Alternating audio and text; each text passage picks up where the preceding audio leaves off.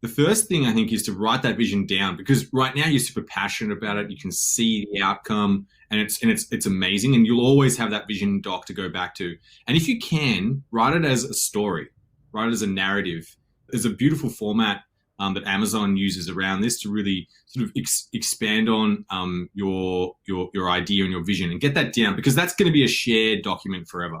I do this thing where, I've got this idea and I sort of boil it down to a headline, and that's one sentence that sort of explains the idea, and I start interviewing people and sharing this with people that I think might be interested in it, and really defining that problem. And I go into quite a phase of, I do a lot of keyword research.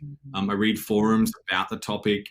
I actually sometimes interview people who have that problem. At that moment, when you go from the vision in your mind to translating it onto a piece of paper, I think is a critical moment in time. And then when you show someone else, that's when you get, that's probably the most nerve-wracking moment, because they can say whatever they want. And it's at that moment in time that I think is where you'll start to get that feedback, and you're like, oh, well, I was trying to think of it being like this, but that person thought of it like that. And I think that's another key, moment in time when you start to get that feedback.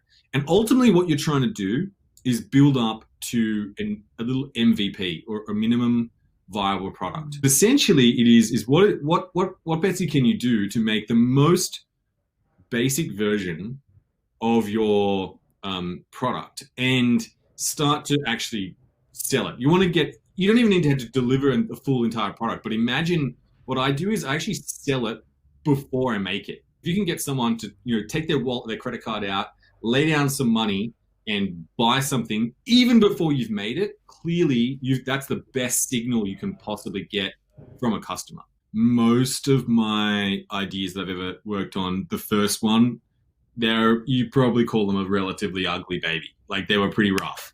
And that's okay, because all it needs to do is communicate enough for the other person to understand. I sort of say something like, hey, I'll be very vulnerable and say, hey, I'm a creator. I'm creating something new. And, I just wondered if I could share something with you and get your feedback. It's just feedback. Nothing's about criticism. It's about that thing, and it is what it is. And ultimately, the more feedback they give and the more they just express their view and how they feel, it's sometimes initially not necessarily the words they said, but you may interpret what they've said and dig a little bit deeper and understand and think about, maybe they actually felt certain feelings that you didn't realize maybe they were feeling. And they're great little insights. It's like, I immediately felt, they immediately felt like this. And you're like, that's interesting. They said that, but I noticed they're really happy. And that's really great. We're on the money with our design. We're on the money with our colors. And it's not just the words, it's everything about that person's experience that you're sort of trying to take a note of. And it's all feedback. It's that thing. It's nothing to do with you. It's that, not you. Yeah. It's not easy. Some of those things are they're sort of deep inside someone's soul, and that you kind of like pick it up via intuition. I don't know. I'm not sure exactly how to map that. And feelings are really hard to map as well, because when you write words down, they don't really translate as well to feelings. So I totally understand.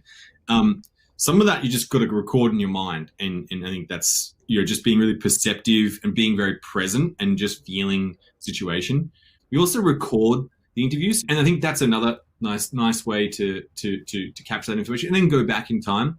I think the other part is just try and write down as much as you possibly can in that moment, but I think the thing is to be present and just feel the feeling of the customer and their experience, because that's really what you're going to carry around for a long time. The best way to mitigate someone copying you is to build faster.